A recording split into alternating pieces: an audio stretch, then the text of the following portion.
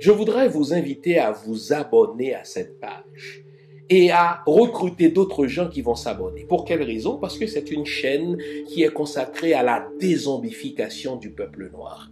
Vous savez, en ma qualité de théologien, d'historien et d'expert en management public, je décide de mettre toute mon énergie et toute l'équipe qui travaille avec moi décide aussi de mettre toute son énergie à la dézombification du peuple noir. L'émission s'appelle Lumière sur le monde. Eh bien, cette lumière, ce n'est pas moi. Cette lumière, c'est le travail que nous faisons ensemble. Lorsque tout à coup, on réalise qu'on nous a roulé dans la farine, on réalise qu'on nous a trompés pendant, n'est-ce pas, des siècles, et que tout à coup, nous prenons conscience de nos ressources, nous prenons conscience de notre identité, et ayant pris conscience de tout cela, nous prenons la décision de partager ce que nous sommes, ce que nous comprenons avec les autres. Donc, nous avons besoin d'avoir une masse critique d'hommes et de femmes noirs réveillés qui vont changer, n'est-ce pas, leur pays respectif pour la gloire de nos ancêtres. Nos ancêtres méritent cela. Ils se sont sacrifiés pour nous et c'est à nous aujourd'hui de prendre le relais. Comment on le fait? On le fait en se dézombifiant et en dézombifiant les autres. Je vous invite donc à liker ce qui se fait sur cette chaîne, à le sharer, à le partager avec les autres, à vous abonner et si vous l'avez fait déjà, à recruter d'autres qui vont s'abonner. On est ensemble, on garde le moral car tant que va le moral, tout va.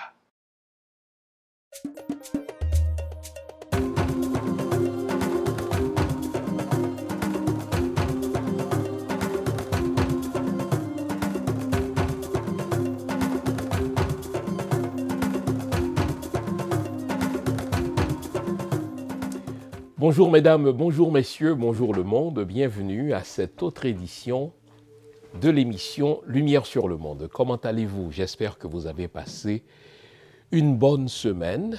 Bon, bonne, est-ce que c'est le bon qualificatif? Est-ce que c'est le bon attribut?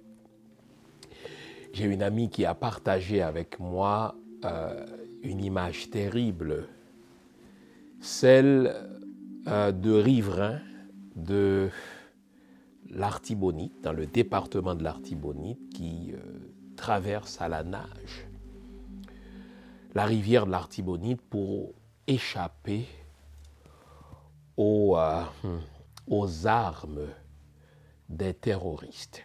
Il faut noter que depuis plusieurs semaines maintenant, dans mon cas plusieurs mois, je refusais d'utiliser le mot gang, le mot bandit pour parler de ces tueurs.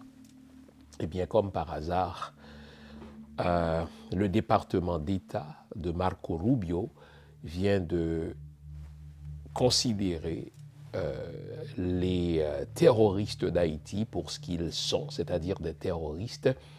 Le département d'État vient de les inscrire sur cette tristement célèbre liste des organisations terroristes. Mais je disais qu'une amie avait partagé avec moi cette image terrible de riverains, image terrible de citoyens et de citoyennes qui tentaient de traverser à la nage la rivière de l'Artibonite afin d'échapper aux balles assassines de ces terroristes.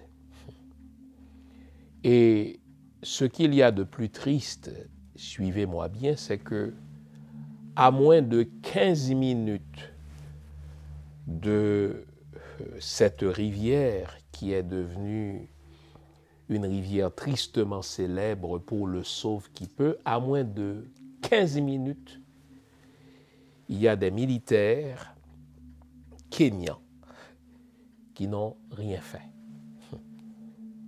Alors que ces gens-là sont arrivés en Haïti avec la mission pompeuse, mais très peu crédible pour des gens avisés, mission que leur ont confiée les États-Unis, le Conseil de sécurité des Nations Unies, contre 600 millions de dollars en termes de promesses. Eh bien, à moins de 15 minutes, ces militaires étaient basés, ou sont toujours basés, donc à moins de 15 minutes de la rivière de l'Artibonite, et ils n'ont rien fait. En sorte que la population civile haïtienne est livrée à elle-même, nous l'avons toujours dit. Nous ne pouvons pas compter sur la police, il y a des blocages politiques, il y a, je comprends, désormais un manque d'engagement. Les policiers se disent, mais pourquoi nous, on doit aller donner nos vies pour nous battre contre des terroristes qui sont protégés, c'est le cas de le dire, je vais vous en parler tout à l'heure, par l'ambassade américaine, qui sont protégés par la communauté des nations malveillantes pour des raisons qu'on a déjà évoquées ici, mais qu'on va reprendre aujourd'hui. C'est le travail du pédagogue en moi. Vous savez, enseigner, c'est radoter. Enseigner, c'est reprendre parfois les mêmes thèmes jusqu'à ce que ces thèmes-là produisent, n'est-ce pas, le changement de comportement recherché. Donc, les policiers, désormais, ils n'ont plus l'engagement. Ils se disent, mais pourquoi nous, on doit mourir, tandis que les dirigeants, les membres du gouvernement, les membres du CPT sont richement payés. Vous avez des ministres de la sécurité publique, ministres de la défense, secrétaire d'État à la sécurité publique, le directeur de la police nationale. Vous avez le premier ministre du pays qui est en même temps le président du Conseil supérieur de la police nationale. Des titres ronflants, ces gens-là ne lèvent pas le petit doigt. Et quand vous regardez le budget qui est affecté à ces gens-là, ils ont tout, ils se payent tout, ces gens du CPT, ils se payent tout, ces gens du gouvernement, et ils le font sans contre-pouvoir. Il n'y a pas d'organe de contrôle de l'action gouvernementale, même si cette entité-là figure noir sur blanc, j'allais dire en lettres d'or, dans leur fameux accord du 3 avril, ils s'en foutent. Eux qui ont passé les 3 dernières années à prêcher sur tous les toits le concept de nouvelle gouvernance, le concept de transition, de rupture, non seulement y a-t-il pas de nouvelle gouvernance, n'en déplaise à Fritz et Jean, non seulement il n'y a pas de transition, n'en déplaise à Leslie Voltaire, n'en déplaise à Antoine Augustin, mais il n'y a pas de rupture. Ce sont les mêmes pratiques de vol, les mêmes pratiques de corruption. En sorte que la question que je me pose, que je me suis posée et à laquelle j'ai apporté quelques éléments de réponse que je vais partager avec vous, mais la question que je vous lance, elle est la suivante. Pourquoi on ne s'en sort pas? On s'entend que ces terroristes-là qui font fuir la population, ils n'ont pas d'ambition politique. Ce ne sont pas des gens qui sont là pour la politique. N'allez pas croire ceux qui vous disent « Ah, mais c'est des gens qui sont là pour le trafic de la drogue, foutaise que tout cela. C'est des gens qui sont là pour le trafic d'organes faux. C'est de la fumisterie, tout cela. » D'accord? Ils sont là pour autre chose. Ils ont une autre mission que je vous ai déjà exposée. Mission qui a été décortiquée à notre émission du mercredi avec le compatriote, le docteur Rod Joseph. Alors on doit se poser la question ce matin, pourquoi on ne s'en sort pas? Pourquoi tout cela nous tombe-t-il, n'est-ce pas, déçus comme le diable sur le pauvre monde? Mais nous devons, en tant que penseurs, nous devons en tant que patriotes, nous devons en tant que citoyens nous poser cette question-là et y apporter des éléments de réponse crédibles, des éléments de réponse adéquats. C'est ce que nous allons faire à l'émission de ce matin. Alors je vous veux éveiller, vous connaissez le rituel. Offrez-vous tout ce qui est de nature à vous réchauffer l'esprit, à vous réveiller, car ce matin encore, nous allons vous dire les vraies affaires. Et vous savez quoi? Je vais partager avec vous, au retour de la pause, une révélation terrible. Une révélation terrible qui engage, qui compromet l'ambassade américaine dans ce qui se passe là en termes de terrorisme, en termes d'insécurité. En sorte que lorsque le département d'État inscrit Vivre Ensemble, Grand Griffe sur la liste des organisations terroristes, si le département d'État était cohérent, il devrait aussi inscrire l'ambassade américaine sur la liste des organisations terroristes. Je vais vous en parler tout à l'heure. Restez là, je vous reviens après la pause que voici. C'est promis. À bientôt. Vous nous l'avez demandé, nous avons le plaisir de vous apprendre que désormais, nos émissions, toutes nos émissions, sont disponibles avec des sous-titrages en 3 langues, en français, en anglais et en créole. Nous sommes conscients que l'émission Lumière sur le monde est devenue une véritable plateforme familiale autour de laquelle des parents et des enfants se réunissent pour s'informer de ce qui se fait en Haïti, en Afrique ou ailleurs dans le monde. Pour vous faciliter la vie, nos émissions sont désormais disponibles avec des sous-titrages en 3 langues, français, créole et anglais. Nous progressons avec vous, nous marchons avec vous, de manière à relever nos communautés et nos peuples. Nouveau, toutes nos émissions sont disponibles avec des sous-titrages en français, en anglais et en créole. Avant la pause, on s'était promis de se poser la question que voici, à savoir pourquoi on ne s'en sort pas. Car quand il y a crise, quand il y a problématique, il faut poser le bon diagnostic. Car, ils le disent en droit, des mauvais faits font de mauvaises lois. De même, un mauvais diagnostic, eh bien, produit une mauvaise prescription. Voilà pourquoi nous devons prendre le temps de bien comprendre la nature de cette soi-disant insécurité qui est au fait de la désorganisation, qui est au fait du sabotage, qui est au fait de la déstabilisation de la sécurité chez nous par des nations qu'on va pointer du doigt, mais en vue de voler nos ressources. C'est de cela qu'il s'agit, les amis. OK? Commençons par poser le bon diagnostic, commençons par circonscrire le problème, commençons par identifier la nature de ce qu'on appelle l'insécurité. L'insécurité, au fait, n'est qu'un symptôme. L'insécurité n'est que la résultante. Mais en réalité, ce à quoi on assiste en Haïti, ce n'est pas de l'insécurité au sens propre du terme. Hein.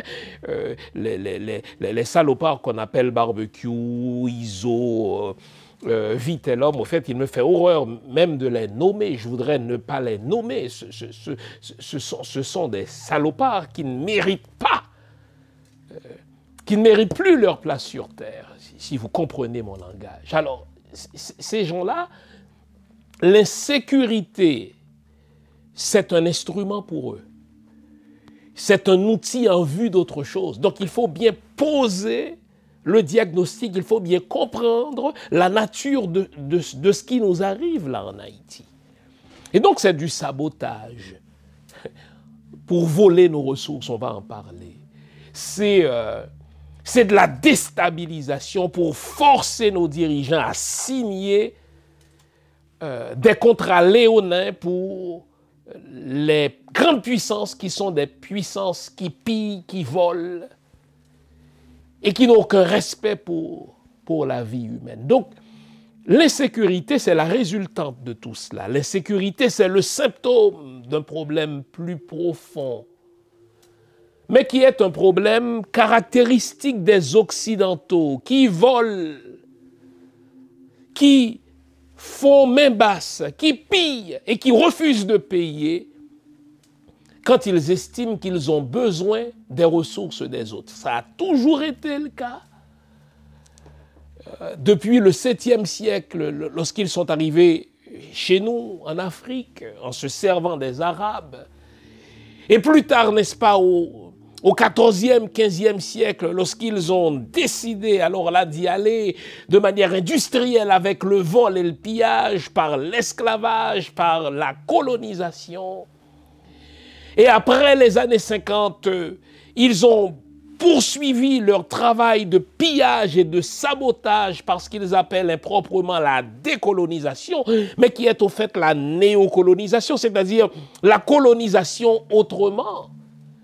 Et aujourd'hui, qu'on parle de la post-colonisation ou bien de l'hypercolonisation,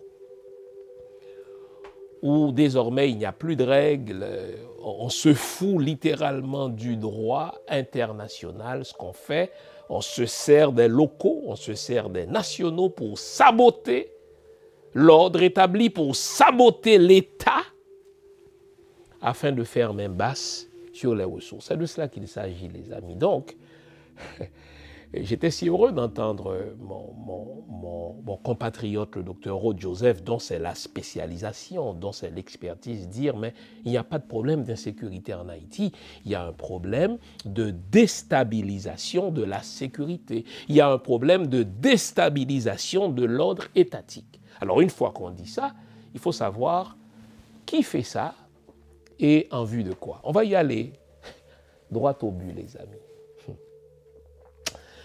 J'ai reçu cette semaine, ah là là, quand je vous dis que Marco Rubio devrait inscrire l'ambassade américaine sur la liste des organisations terroristes. J'ai reçu cette semaine l'échange par texto entre deux employés de l'ambassade américaine accrédités à Port-au-Prince. Donc je devrais dire entre deux employés de l'ambassade des États-Unis accrédités à Port-au-Prince. De quoi s'agit-il? Savez-vous quoi? Depuis que le CPT s'est installé au pouvoir il y a plus d'1 an, l'ambassade américaine exerce une forte pression sur les membres du CPT, écoutez bien, pour qu'ils signent à des compagnies américaines des droits pour exploiter certaines zones, pour explorer, pour exploiter certaines zones. Et j'allais pas dire par patriotisme, car je ne considère pas les membres du CPT comme étant des patriotes. Je ne dirais même par nationalisme. Ce ne sont pas des nationalistes non plus. Vous savez, nos ancêtres, nos esprits, les Guinéens auxquels je crois, demeurent puissants. Et, croyez-le ou non, depuis qu'ils sont arrivés au pouvoir et que l'ambassade américaine exerce des pressions sur eux, eh bien, aucun des membres du CPT, à date, Edgar Leblanc a refusé de signer la proposition de l'ambassade américaine de signer des droits pour des compagnies américaines afin de venir exploiter, n'est-ce pas, certaines zones, certains endroits qui sont réputés riches. Edgar Leblanc a refusé, Leslie Voltaire a refusé et Fritz Jean refuse. Et l'ambassade américaine change de langage. L'ambassade américaine dit, écoutez, vous me demandez de sécuriser le pays, nous on est prêt à sécuriser certaines zones, vous refusez de nous donner le droit de sécuriser ces zones-là. Et le CPT répond, mais bon Dieu, je veux bien que vous nous aidiez à sécuriser, mais les zones que vous voulez sécuriser, ce sont des zones inhabitables.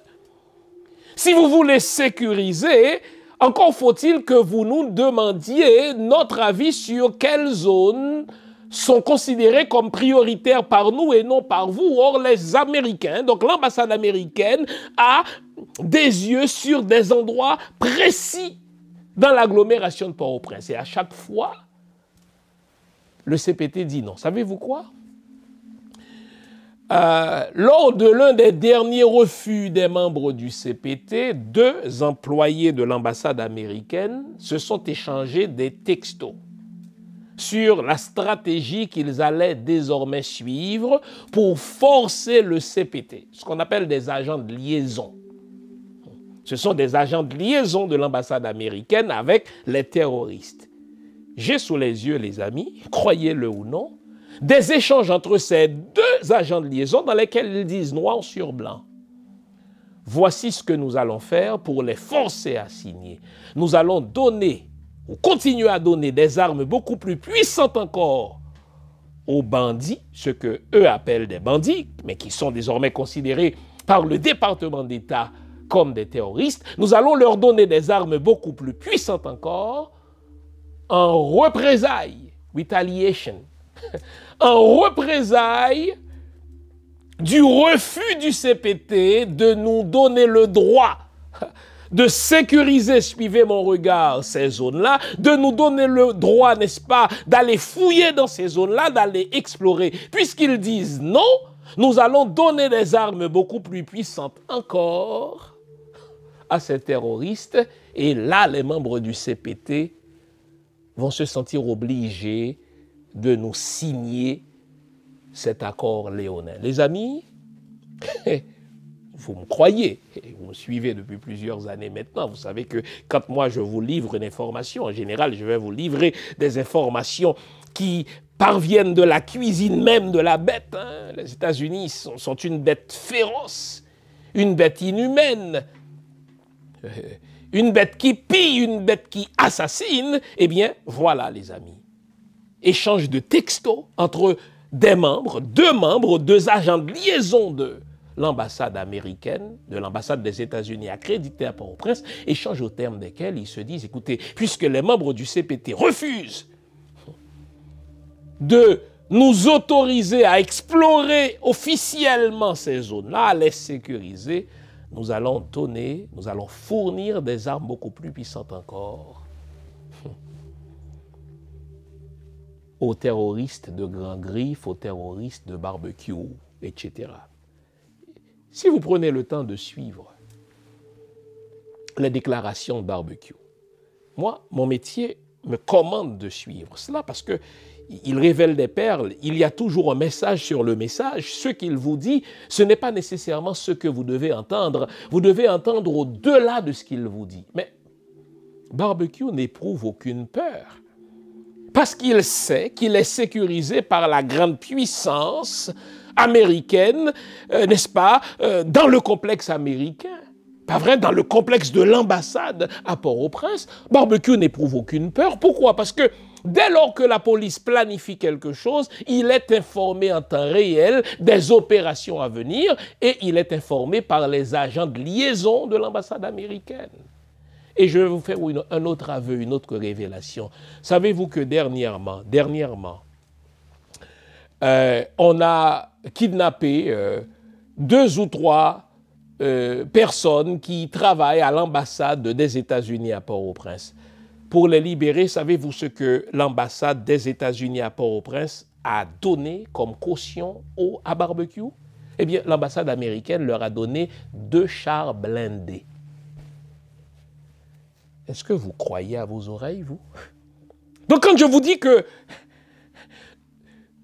nous n'arrivons pas à nous en sortir parce que, premièrement, nous sommes un pays riche, un pays très riche, cela peut vous paraître ironique, cela peut vous paraître sarcastique, et pourtant c'est la vérité à saisir.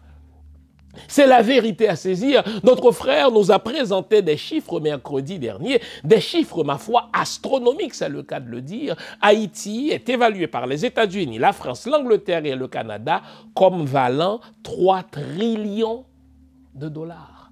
Bon Dieu, vous savez, trillion, ce n'est pas une échelle que nous utilisons, nous, les francophones.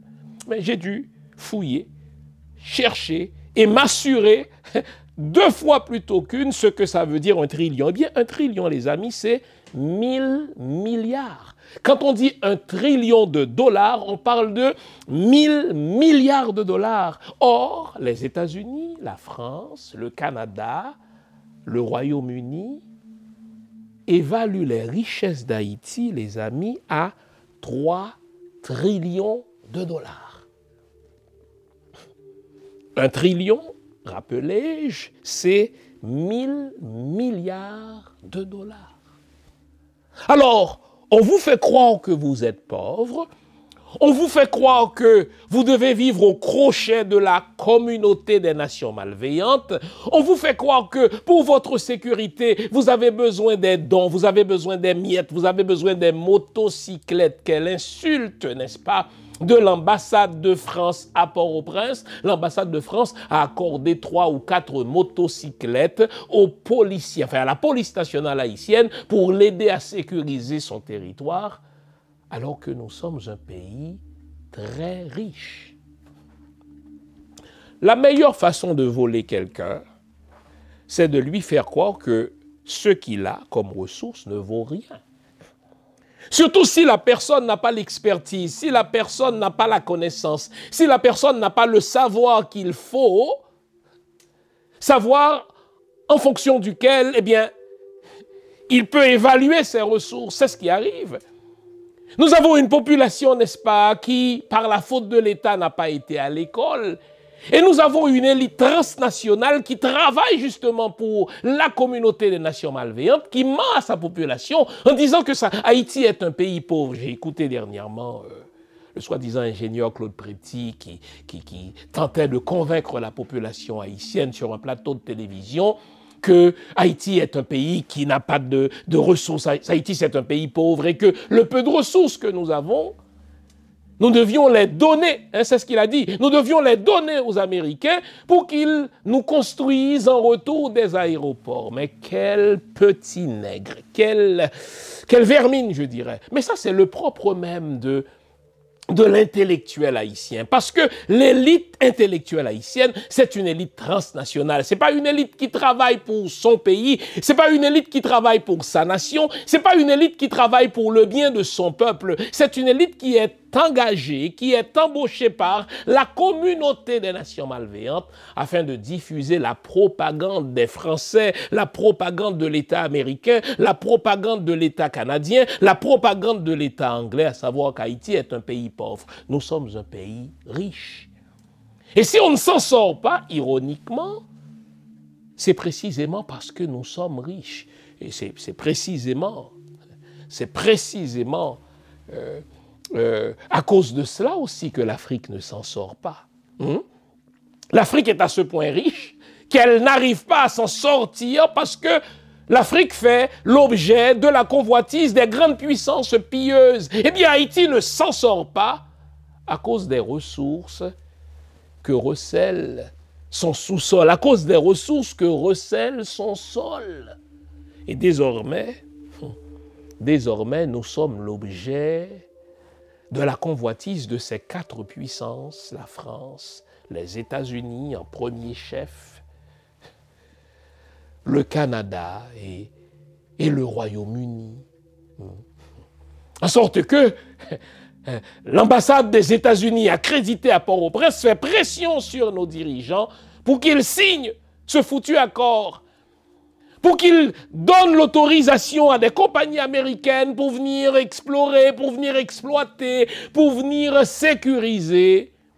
Et puisque, par un je ne sais quoi, les trois dirigeants du CPT qui se sont succédés jusqu'à présent ont dit non, en retaliation, en représailles, ces agents de liaison de l'ambassade américaine disent « Nous allons continuer à fournir des armes aux grands griffes, au vivre ensemble, pour qu'ils continuent à tuer la population. » Et là, le CPT sera bien obligé de signer. Voilà, les amis, la première révélation.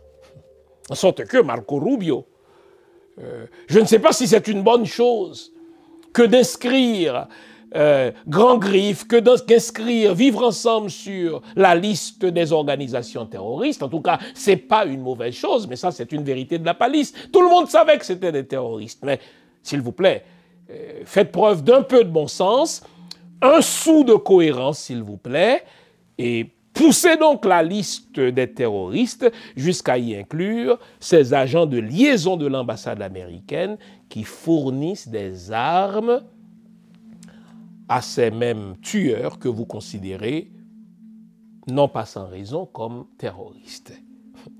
Alors si on ne s'en sort pas, c'est parce que nous sommes très riches. Nous sommes extrêmement riches.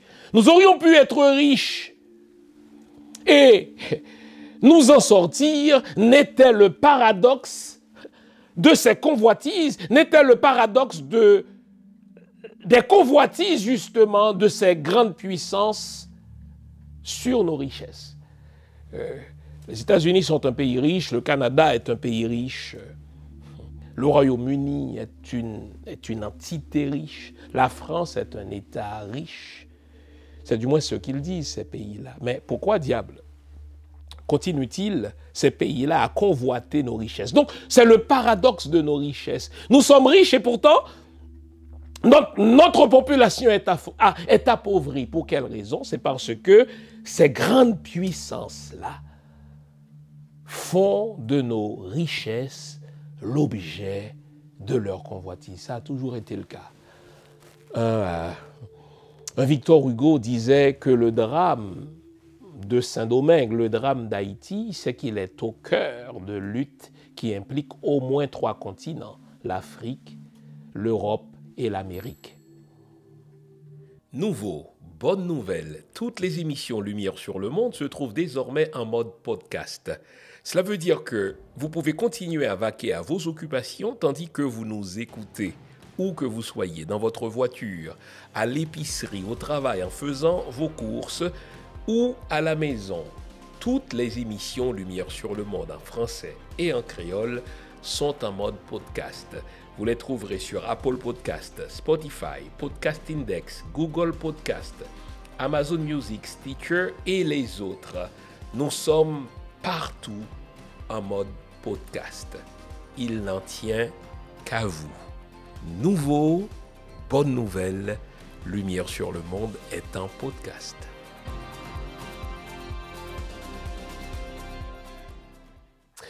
Alors, on est en train de faire la nomenclature de ces causes, de ces raisons qui expliquent qu'on ne s'en sort pas jusqu'à présent. Et je dis paradoxalement, c'est nos richesses qui nous valent nos malheurs.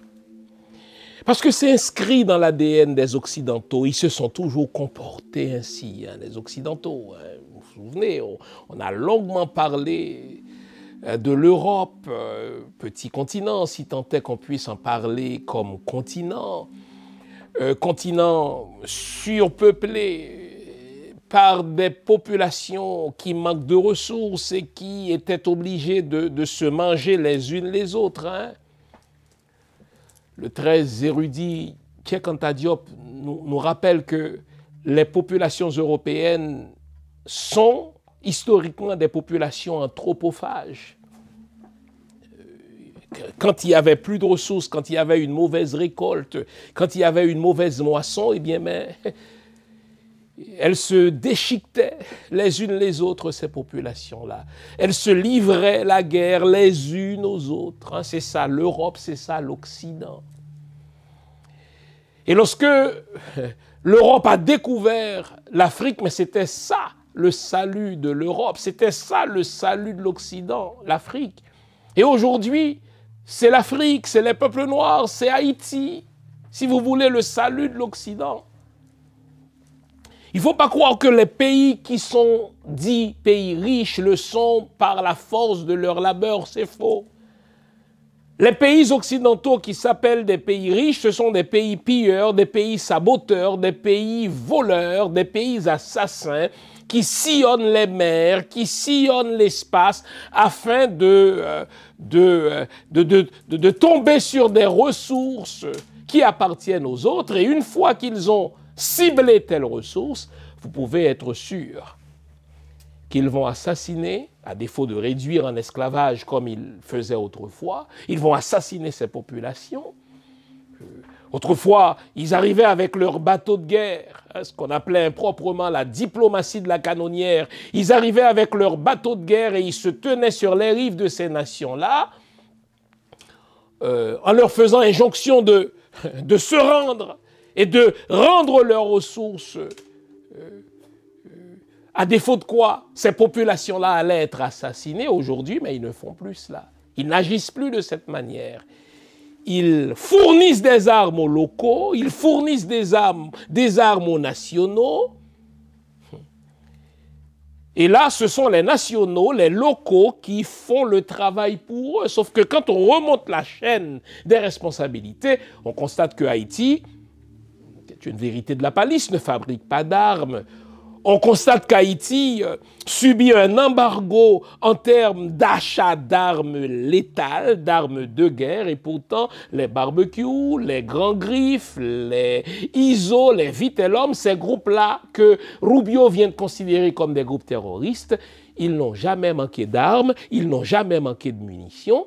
Eux qui pourtant n'ont jamais laissé Haïti, eux qui pourtant n'ont jamais laissé leur fief. Alors, c'est ironique Si vous essayez de poser une question intelligente, à savoir comment ça se fait que ces gens-là détiennent des armes de pointe, des armes de guerre, des armes que la police nationale n'a même pas le droit d'acheter, eh bien, vous allez remarquer que ces armes ont une seule provenance, que ces armes ont un seul numéro, n'est-ce pas, de provenance, les États-Unis d'Amérique. À un moment donné, il faut arrêter de se moquer des gens. À un moment donné, il faut arrêter de considérer les gens comme des canards sauvages. Il faut se dire, écoutez, on peut mentir à une population, on peut mentir à tout le monde pendant un certain temps, on peut mentir tout le temps à une partie du monde, mais on ne peut pas mentir tout le temps à tout le monde. À un moment donné, la vérité va sauter aux yeux. D'où ce fameux échange entre deux agents de liaison de l'ambassade américaine qui disent « Nous allons continuer à fournir des armes et des armes encore plus meurtrières aux terroristes pour forcer les dirigeants à nous autoriser à sécuriser, suivez mon regard, c'est-à-dire à exploiter ces zones-là qui ne sont pour la plupart même pas habitées. » Vous savez, le prétexte de l'un des membres du CPT, c'est de dire, écoutez, vous voulez sécuriser une zone où il n'y a personne. À moins que vous ayez une autre intention inavouable, vous voulez que je vous donne l'autorisation de sécuriser une zone inhabitable, inhabitée, tenez. Mais c'est ça l'occidental. C'est inscrit dans son ADN. Pour être riche, il faut voler. Pour se développer, il faut empêcher les autres de se développer. Au fait, il n'y a pas de place, c'est ce que pense l'occidental, il n'y a pas de place pour tout le monde sous le soleil, je dois te tuer pour me faire une plus grande place. Alors, pourquoi on ne s'en sort pas? Paradoxalement, c'est parce que nous avons de trop grandes richesses. Pourquoi on ne s'en sort pas? C'est parce que les nations qui se disent puissantes font de nos ressources l'objet de leur convoitise. Et vous notez que je commence comme ça. Il y a une nomenclature de causes, il y a une nomenclature de responsabilités. Bien sûr que je vais parler de nos dirigeants, de leur manque de leadership, mais il faut commencer comme cela. Une notion que vous devez savoir, il n'y a jamais de guerre dans des zones pauvres. Si vous voyez qu'il y a guerre, si vous voyez qu'il y a d'armes puissantes qui circulent quelque part, ôtez-vous rapidement de la tête que c'est un pays pauvre. Non. Des pays comme la France, des pays comme les États-Unis, des pays, enfin, des États comme le Royaume-Uni, des pays comme le Canada n'envoient pas des armes dans des pays où il n'y a pas de ressources. Bon Dieu, il n'y a pas d'intérêt là. S'il y a d'armes lourdes qui circulent, s'il y a terrorisme, s'il y a Boko Haram, c'est qu'il y a ressources que la France, que les États-Unis, que le Royaume-Uni, que le Canada veulent voler. Alors là, ils vont inonder ces zones-là d'armes pour les rendre invivables. Et quand on prend le temps d'étudier la route que suivent ces armes-là, vous voyez que maintenant, le point de départ s'agissant de l'Afrique, c'est la France, et le point de départ s'agissant d'Haïti, ce sont les États-Unis d'Amérique. Et pourtant, ce sont des pays qui disposent de tant de technologies pour faire la surveillance de leurs frontières, mais qui, précisément parce que ça fait leurs affaires, refusent de surveiller la sortie d'armes lourdes vers d'autres pays en se tentant de se laver la main ou les mains comme Pilate en disant « cette affaire ne nous regarde pas ». Donc dans cette nomenclature de causes, il y a, troisièmement, le manque de leadership de nos dirigeants. Si nous avions de vrais leaders, eh bien, ils commenceraient par faire l'inventaire de ce que nous avons dans nos sous-sols. Il faut le faire.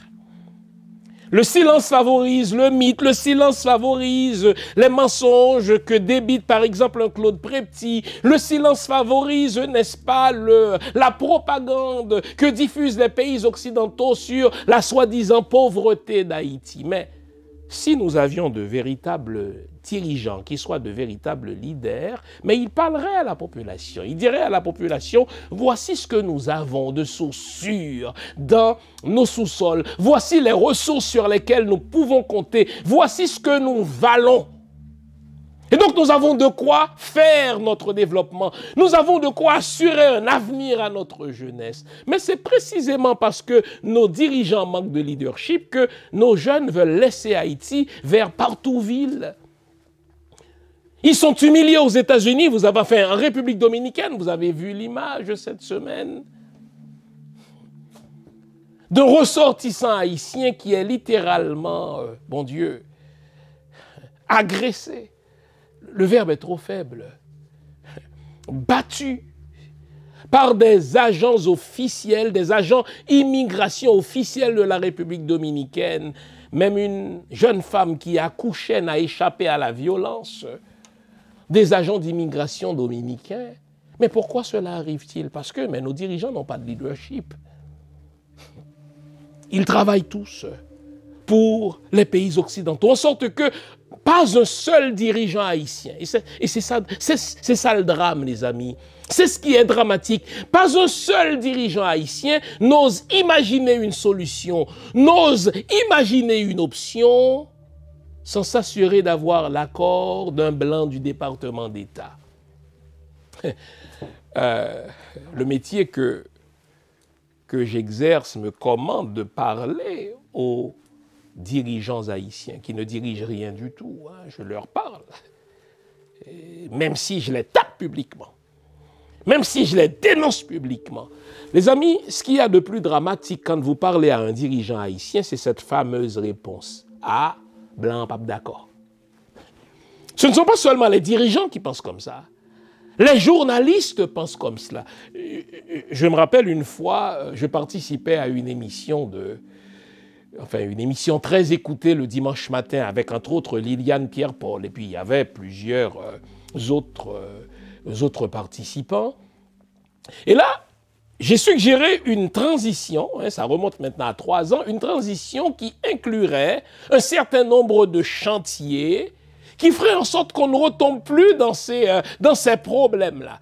Et j'oublierai jamais, et mon sang ne fit qu'un tour, je n'oublierai jamais cette fameuse réponse de Liliane Pierre-Paul qui a dit « Ah, blanc, pas jamais d'accord ».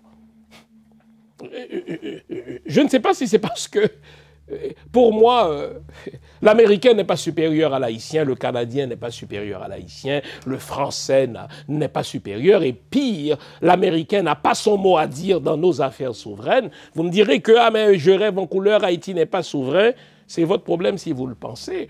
Aussi longtemps que vous continuerez de le penser, aussi longtemps que vous continuerez de le dire, cela fera l'affaire des Américains qui continueront de croire qu'ils ont un droit acquis de mettre leur foutu nez dans nos affaires. Eh bien, mon sang ne fit qu'un tour, dis-je, lorsque Liliane Pierre-Paul a dit, écoutez, ah, blanc, pas jamais d'accord. Eh bien, c'est cette fameuse réponse, cette fameuse réplique des dirigeants haïtiens. Pas un seul d'entre eux n'ose imaginer, pas un seul d'entre eux n'ose concevoir une option sans s'assurer d'avoir l'accord du blanc. Et allez voir de quel blanc on parle.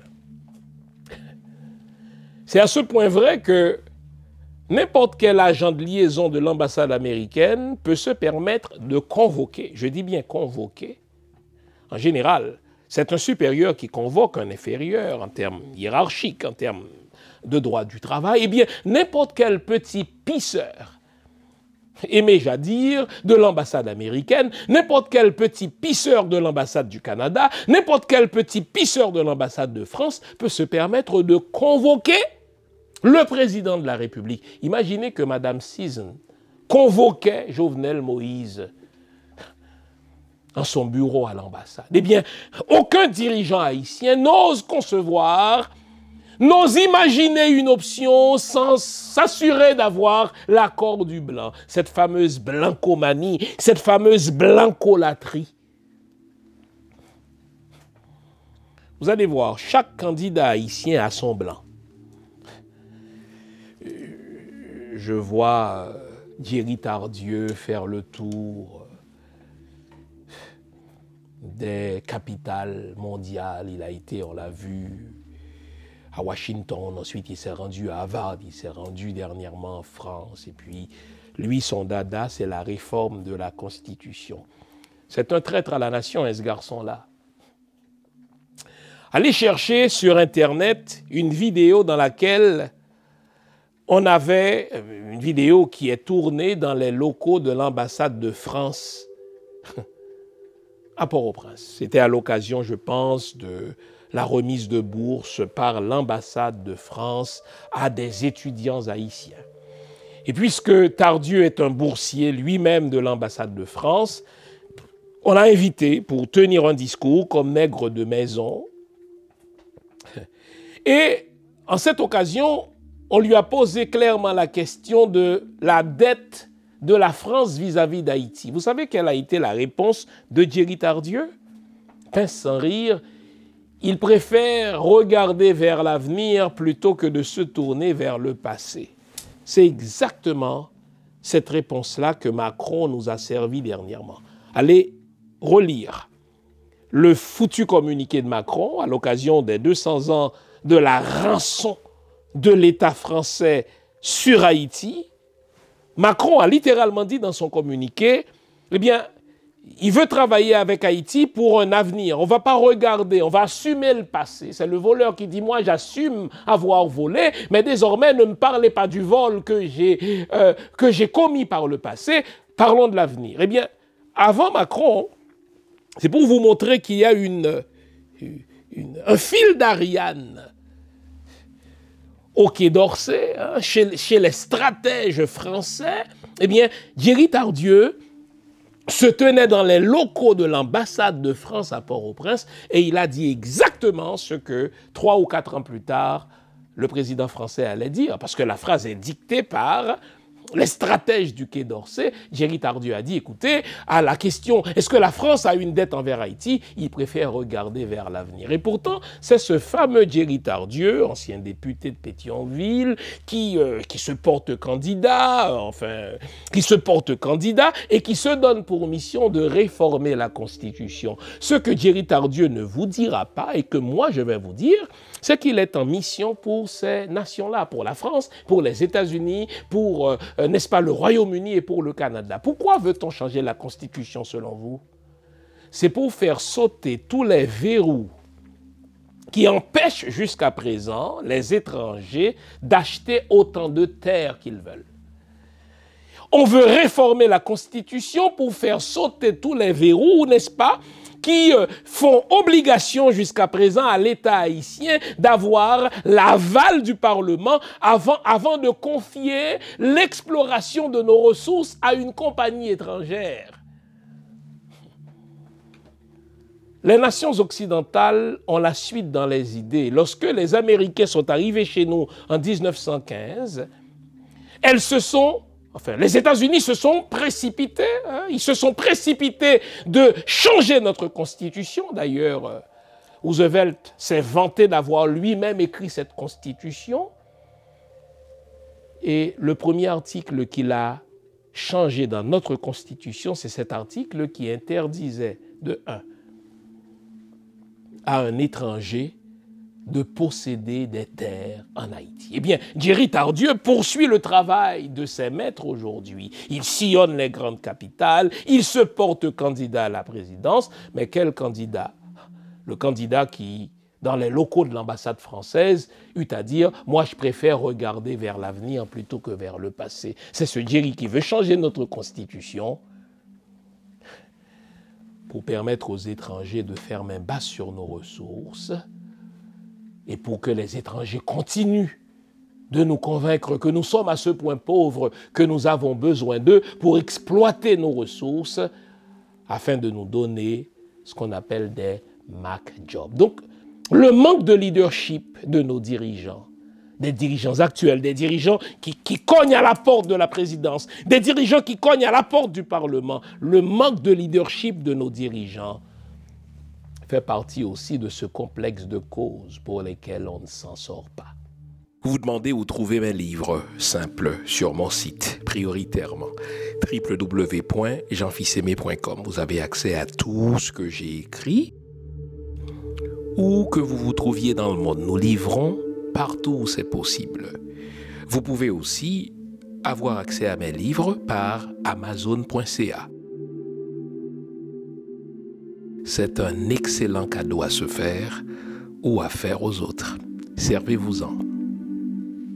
Une autre cause pour laquelle on ne s'en sort pas, mais c'est le manque d'éthique, le sens d'éthique, le sens de moralité publique de nos dirigeants. Si vous cherchiez une illustration du manque d'éthique généralisé, du manque d'éthique, du manque de morale publique de nos dirigeants, allez voir le budget que les membres du CPT s'allouent.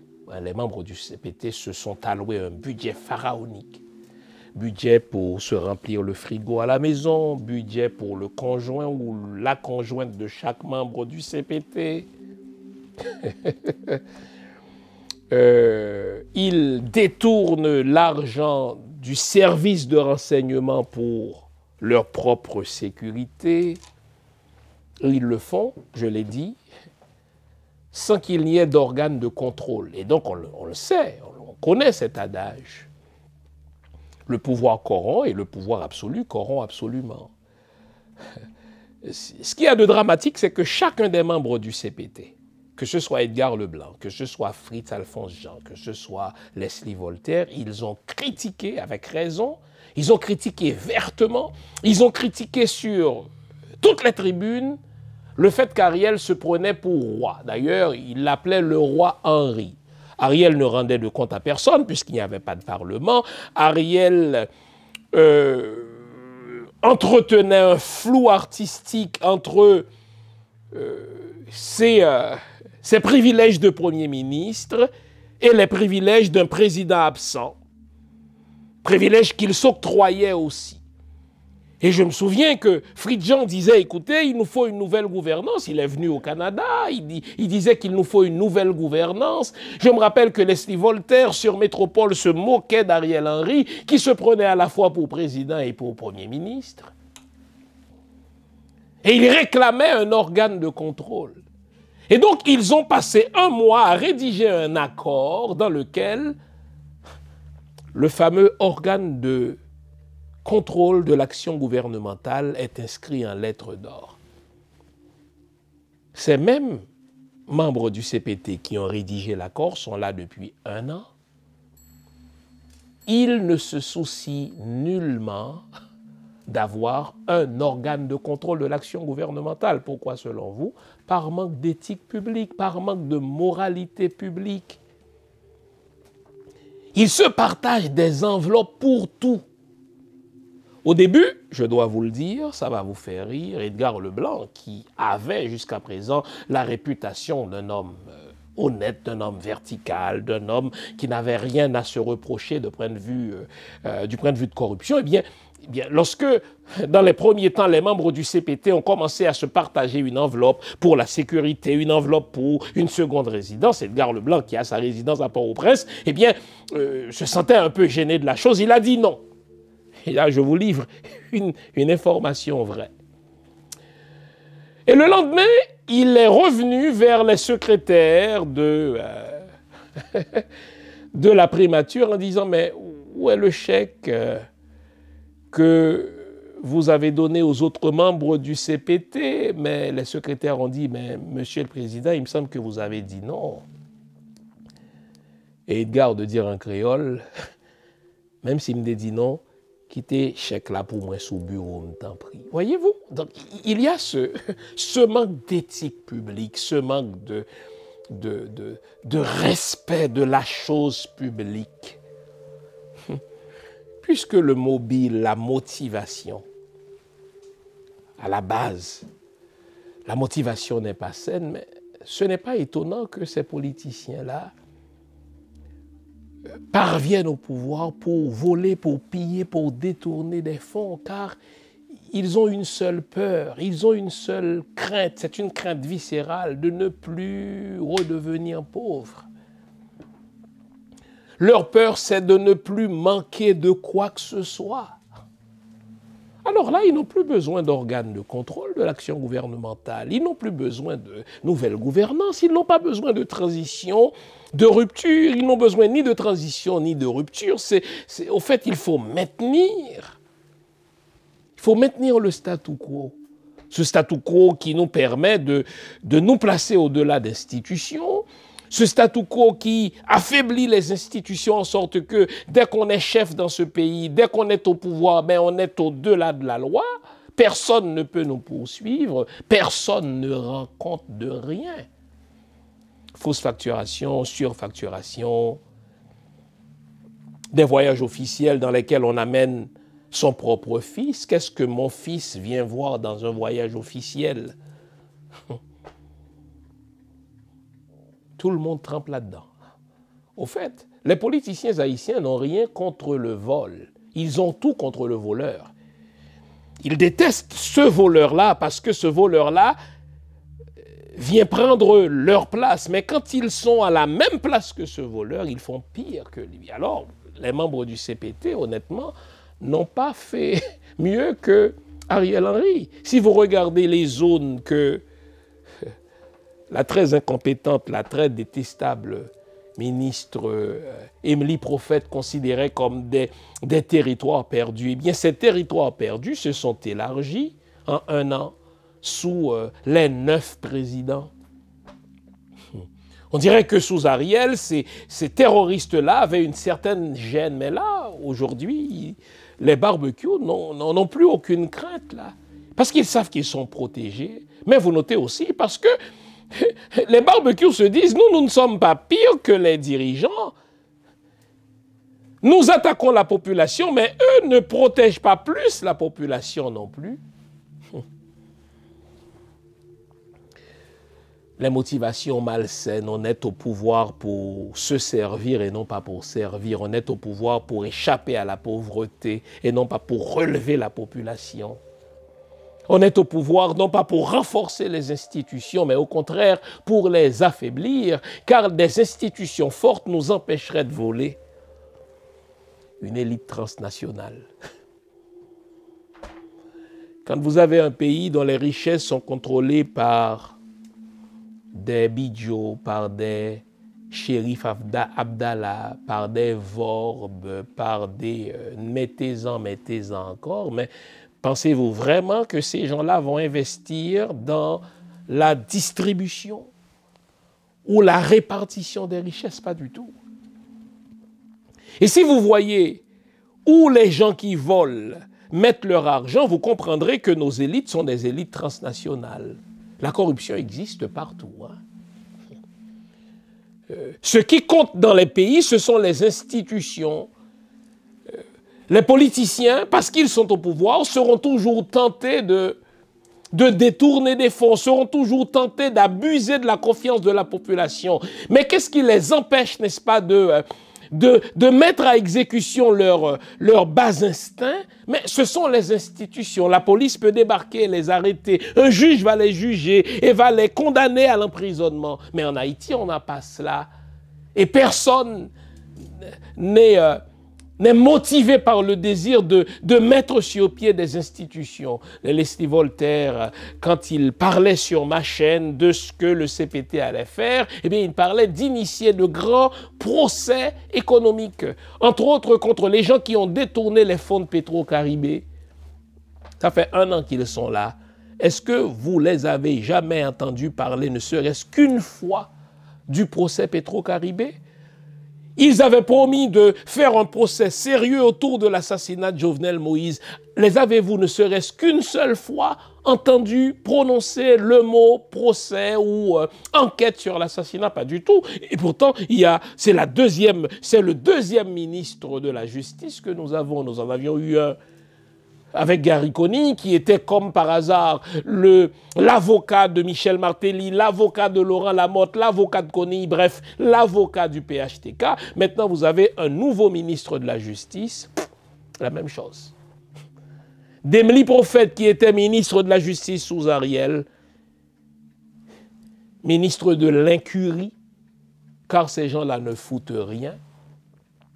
À cet autre ministre de la Justice, sous Coney, qui fut le ministre de l'inaction, car il ne faisait rien, au ministre de la Justice d'aujourd'hui, ministre de blocage, qu'est-ce qu'on a? Rien.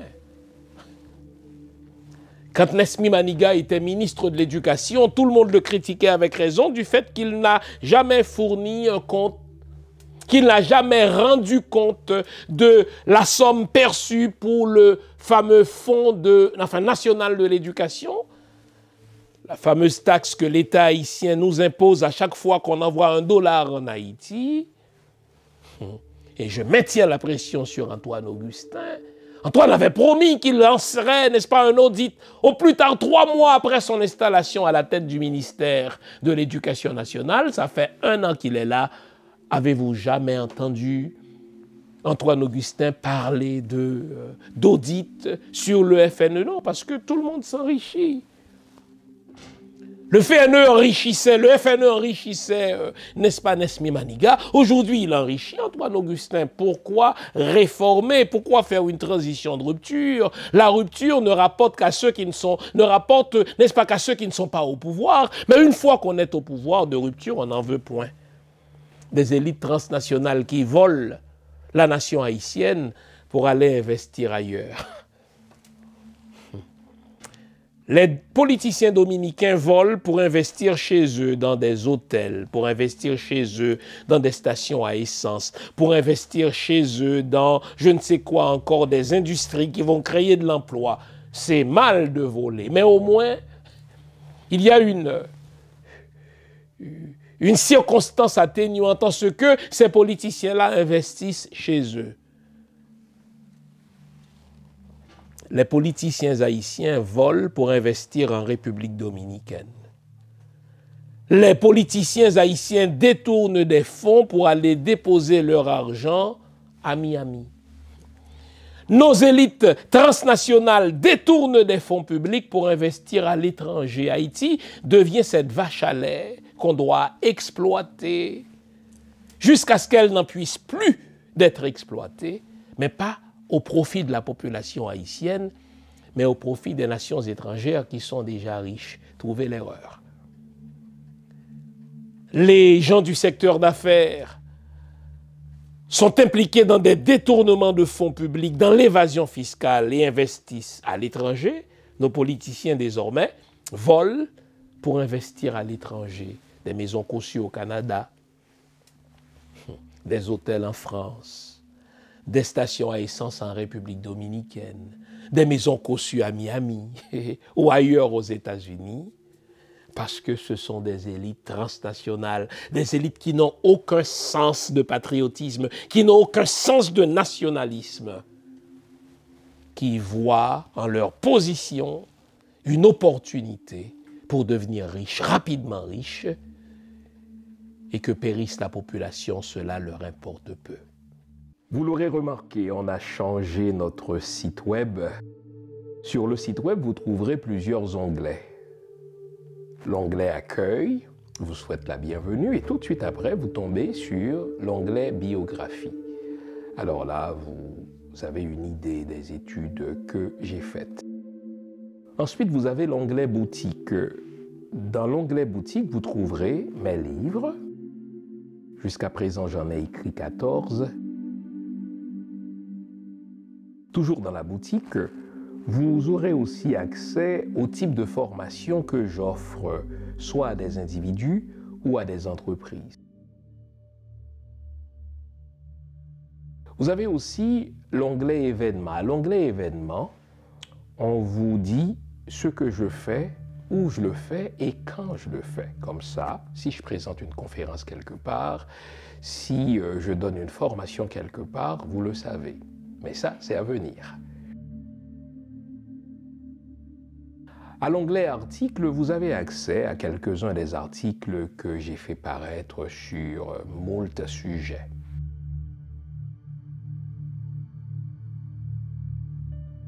Vous trouverez aussi mes audios. Au fait, les audios, ce sont les anciennes émissions que j'ai présentées à la radio CPAM et que vous avez appréciées. Ce sont des émissions que j'ai présentées sur toutes sortes de sujets allant de la spiritualité à la mystique, de la mystique à la religion, en particulier la religion chrétienne, le judaïsme et un petit peu d'islam aussi. Donc vous trouverez de tout cela. Et enfin, à l'onglet émissions, vous avez accès aux diverses chroniques ou divers liens par lesquels je présente des chroniques, que ce soit à la radio, à la télé ou sur les médias sociaux. Enfin, vous avez l'onglet Contact qui vous permet de me contacter soit par email ou par les médias sociaux. Le nouveau site de Jean Fils-Aimé, c'est le vôtre. Servez-vous-en.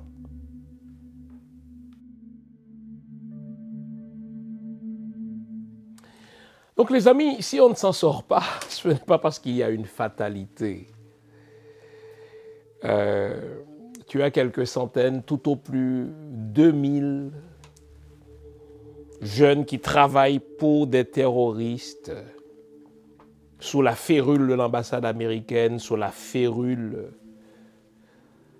des Français, sous la férule des Anglais et des Canadiens. 2000 personnes ne suffisent pas pour mettre à genoux 12 ou 13 millions d'Haïtiens. 2 ou 3 000 terroristes ne suffisent pas pour mettre à genoux l'État. L'État haïtien, si tant est qu'il existe, parlons mieux des dirigeants haïtiens qui ne dirigent rien. Les dirigeants haïtiens n'arrivent pas à faire face à ces 2 ou 3 milliers de terroristes parce qu'ils n'ont pas la volonté de résoudre le problème. Mais ils sont bien là-dedans aussi. Vous notez que les terroristes ne terrorisent jamais les dirigeants. Regardez les belles photos que nous envoient au moins une fois par semaine nos dirigeants. Est-ce que vous voyez qu'ils sont inquiétés? Regardez donc les membres du gouvernement, ils ne sont pas inquiétés. Parce que je vous parle depuis plusieurs semaines de cette relation de non-ingérence, non-agression entre les terroristes et les dirigeants haïtiens. Pablo Escobar, en son temps, enlevait des ministres, il enlevait des fils de ministres, il enlevait des juges, il kidnappait leurs enfants. Mais non, les terroristes haïtiens s'en prennent à la population civile, à la population qui est à main nue. Les ministres suivent les mêmes trajets, mais jamais ne sont-ils inquiétés. Les membres du CPT, n'est-ce pas, s'installent confortablement dans leur inaction. Pourquoi? Parce que c'est les mêmes patrons. L'ambassade américaine a des agents de liaison avec les terroristes, mais en même temps, cette même ambassade passe des directives au CPT. Et parfois, le CPT va vouloir prendre telle décision, l'ambassade américaine va dire non, je ne vous autorise pas de prendre telle décision qui pourrait être utile, exemple, pour sécuriser la population haïtienne. Donc, il n'y a pas de volonté politique non plus. Et vous notez, malgré le fait qu'ils ne foutent rien, malgré le fait qu'ils ne lèvent le petit doigt pour résoudre le problème numéro 1 de la population haïtienne, aucun d'entre eux ne démissionne. Le ministre de la Sécurité publique ne démissionne pas, le ministre de la Défense ne démissionne pas, le ministre de la Justice ne démissionne pas, le secrétaire d'État à la Sécurité publique ne démissionne pas, les 9 membres du CPT qui ne foutent rien ne démissionnent pas. Et je vous dis ce qui s'en vient.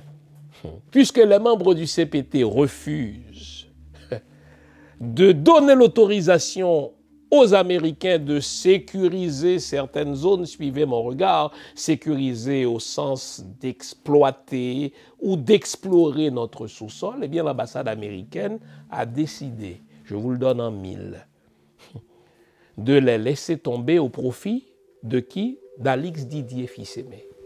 Parce que Alix Didier Fils-Aimé a donné la garantie à l'agent de liaison de l'ambassade américaine que lui, s'il est maintenu au pouvoir et s'il est maintenu seul au pouvoir, il va signer cette fameuse autorisation.